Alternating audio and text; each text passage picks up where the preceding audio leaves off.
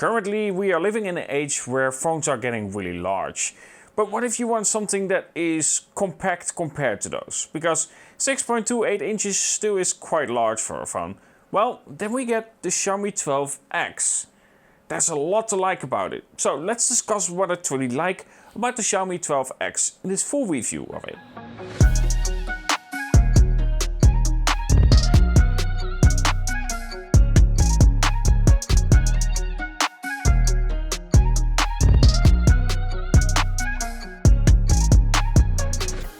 Now let's begin with the standard talk. Let's start with the design itself, just overall build quality and of course feel of the device. Again, like the 12 Pro, this actually feels really smooth in the hand. It comes of course with Gorilla Glass on the back and of course thickness on the front. Durable phone overall. There are some things however Xiaomi skipped out upon when it comes to the Xiaomi 12X. For instance, it doesn't have an official IP rating, it still has some water protection, but it doesn't have an official IP rating. So if you truly care about that, it doesn't come with the Xiaomi 12X. Of course, as stated, it comes with a 6.28 inch AMOLED display, a really beautiful display that gets really bright as well, especially if you're outside.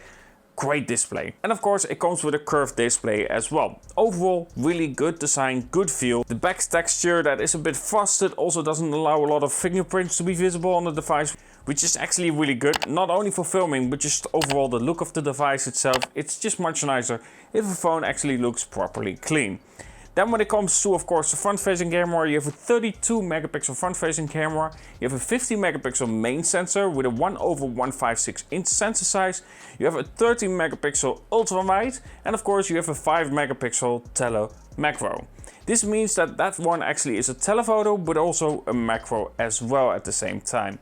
Now where it comes to video recording, the max video recording is allowed up to 8K and 24 frames per second, and you do have 4K up to 60 frames per second. However, the ultra-wide is only supported at 4K and 30 frames per second. So let's talk about the camera experience on the Xiaomi 12X, because yes, it's the smaller brother of the Pro, and the Pro is actually a really good performer.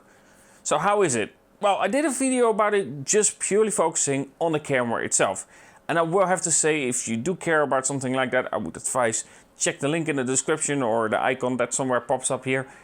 I would advise to check that out as well. But if I have to give you a short notice about it, the camera performance is actually really solid. It goes for the more natural approach that I truly appreciate when it comes to photography, instead of doing the over contrasty shot, the oversaturated shots. When it comes to the dynamic range, it performs natural and the shots overall just simply look pleasing and more to my taste. Of course, if you do like more sharpened images that isn't detailed, by the way, it's just the sharpening of a shot that is there, then definitely the Xiaomi 12X doesn't do that. It goes for the more natural, closer to soft kind of looking image, with plenty of detail though. For the ultra wide as well, images look solid and color range is also really nice to see on the ultra wide.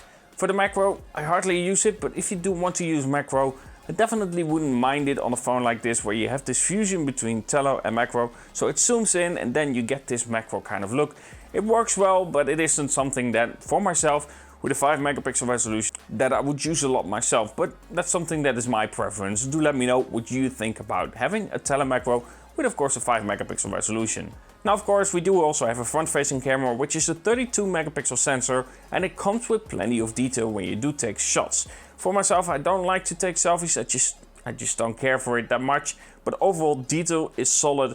But if you are recording video with it, it is limited to 1080p, so you cannot record in 4K, which is a bit odd, especially if you do have a 32 megapixel sensor. It should definitely be able to do so, but Xiaomi chose here to not adopt the 4K recording when it comes to the selfie camera. Now, unlike of course the bigger brother, the 12 Pro, and of course the 12 as well, it doesn't come with the Snapdragon 8 Gen 1. Is this a bad thing? Definitely not. The Snapdragon 870 inside is a very efficient chip. It also means that it has far less problems with throttling and heating up. Yes, you do have a little bit of heat coming from the phone if you are playing more intense games, but it doesn't do the same as the Snapdragon 8 Gen 1. That definitely heats up far more, and of course the CPU is far more stable. And don't think you will have any problems with playing your latest games. The Snapdragon 870 inside this phone is a very powerful chip, and it allows you easily to play every game you can think of on your phone. It's a powerful CPU to have inside your phone, but a far more efficient one than the Snapdragon 8 Gen 1. Something that is less efficient for sure. That efficiency also helps with battery life. Battery life on the Xiaomi 12X is crazy good. It is really solid. I actually had 2 days where I managed to have over 10 hours of screen on time. Over 10 hours. That's crazy.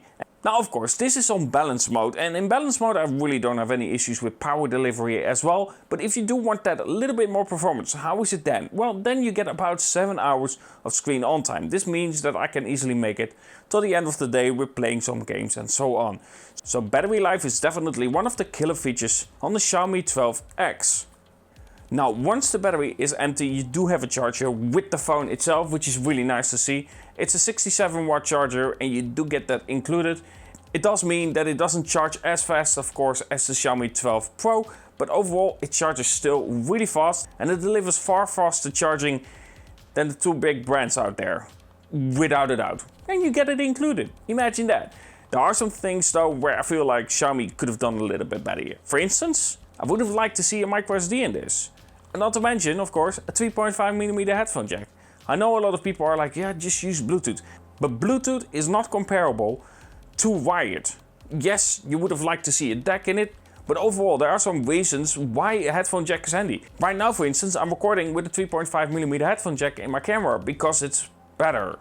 Bluetooth recording isn't good, for instance, and that's something that you can definitely tell. If you are using a headset, you can tell it's not a wired one.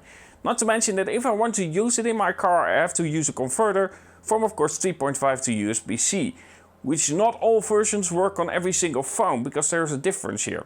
So overall I would have liked to see those features in the phone itself. And of course if you are going for a more compact design, I would have liked to see about a 6-inch display, maybe a little bit lower. That would have been great. Yes, I know you would get less battery inside, but overall if you do get a smaller display, that also is better for battery life just overall. There's less display to turn on. So with that being said, let's discover the rest of the phone as well. Now, we do have a fingerprint scanner right there below the display. I will have to say that that one is too low. I would have liked to see it somewhere right about here. That would have been far more ideal because that's your natural resting point for your thumb. If you have to go too low, it isn't as natural, and I think OnePlus did that as well with some devices, but overall the fingerprint scanner works well, works fine, and every single time it unlocks quick. One of the best when it comes to the 2D fingerprint scanner. However, I will have to say that the 3D fingerprint scanner is definitely something I want to see on the next generation. The 3D Qualcomm fingerprint scanner that actually uses sound to go through the display on your fingerprint and then back to the sensor to calculate if the fingerprint is correct is far better than something where a camera lights up, of course the display lights up, to then read your fingerprint. It's 2D and it doesn't work as efficient. Not to mention that if in situations it's wet or dirty, it doesn't work as effective as a 3D fingerprint scanner. So that's something that I definitely want to see next year on the new Xiaomi devices. Maybe on the Xiaomi 12 Ultra that's probably coming, I don't know honestly. But overall, when it comes to the 2D fingerprint scanner, it works well.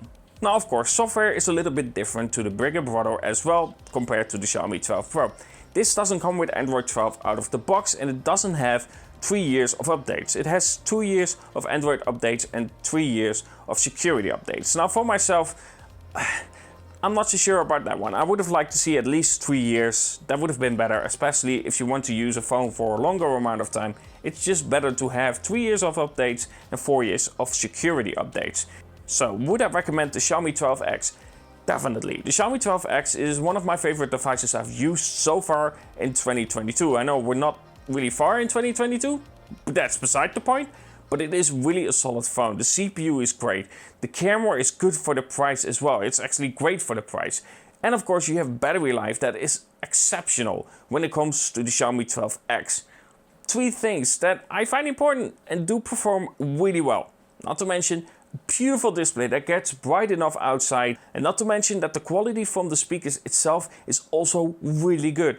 Audio quality is excellent for a phone itself, of course. It's not going to be your home cinema set, but for a phone, the speaker quality is really solid, really balanced, and overall plenty of bass from it as well.